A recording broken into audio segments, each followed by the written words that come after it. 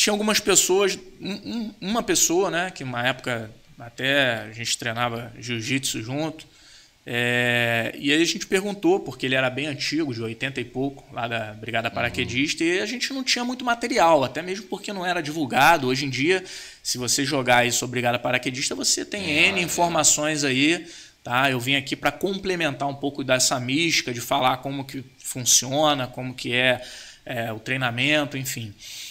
Mas a gente não tinha muito. Então, eu com 17 anos eu comecei a me preparar, depois que eu vi quais eram os testes, né? Hoje ainda persistem, sozinho.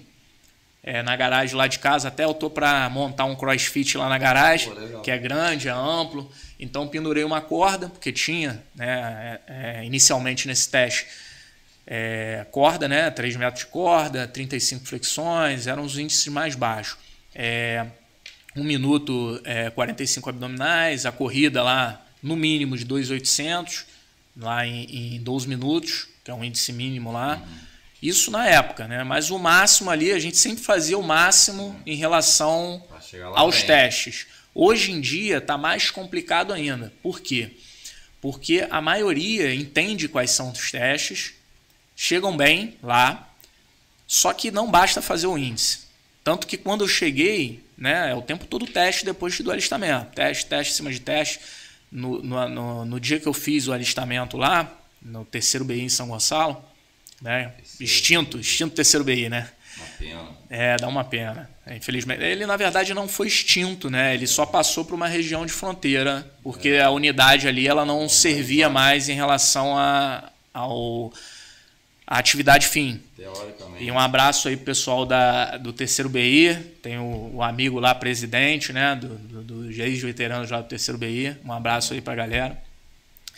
E nesse momento aí, dos testes, né, o pessoal lá pediu para levantar a mão, os voluntários para a Brigada Paraquedista. Alguns desses levantaram, aí são separados para começar ali uns testes mínimos, né, algumas barras e tal.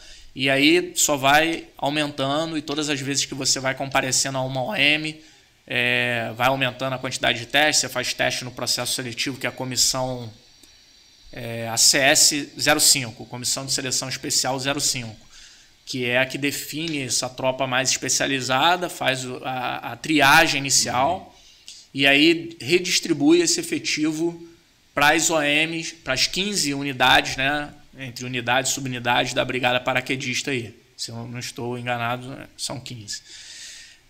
E aí, quando você chega no batalhão, começa outros testes em relação a definir o efetivo. Às vezes chegam... Hoje em dia está 50%. Chegam 200 para você escolher 100. Caramba. Então não adianta fazer o índice. Você tem que fazer mais do que o índice para você poder ficar. Senão...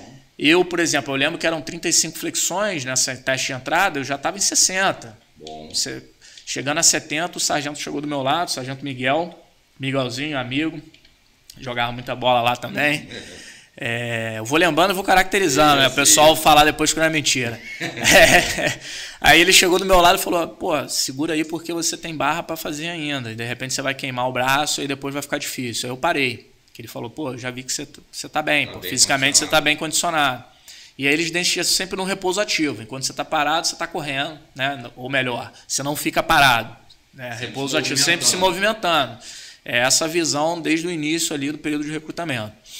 E aí nesse percurso, né, de indas e vindas, né, poxa, lá, a Brigada Paraquedista fica na Vila Militar. Então, da minha casa até a vila são 50 quilômetros exatos. Do portão da minha casa até o portão da entrada do 27 BI, que é a minha unidade de origem ali. Um dos 3 batalhões de infantaria, que é os batalhões do Arroio dos Afonsos, que a gente chama, que é o rio ali do Arroio, que divide as unidades ali do Arroio, e a base aérea dos Afonsos ali, que é a tropa ali que faz o translado nosso, né, aerotransportado, né, para os saltos. Sim. E por uma questão estratégica, né? Os batalhões não têm muros, são as únicas unidades não tem divisa. Você tá andando, você cruza os batalhões sem divisas. Justamente pela atividade fim nossa. A gente precisa rapidamente, quando acionados, né? A gente tem que estar em 48 horas aí em qualquer local Pronto emprego. De pronto emprego, qualquer local do Brasil ou fora dele, se for necessário, se necessário for.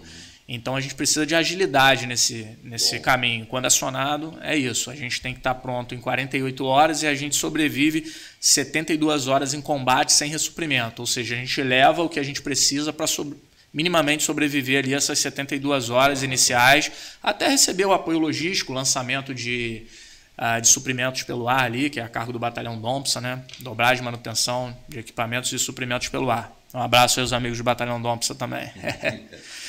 E esse início foi mais ou menos assim, né? Testes de definição na época do colégio, testes de entrada,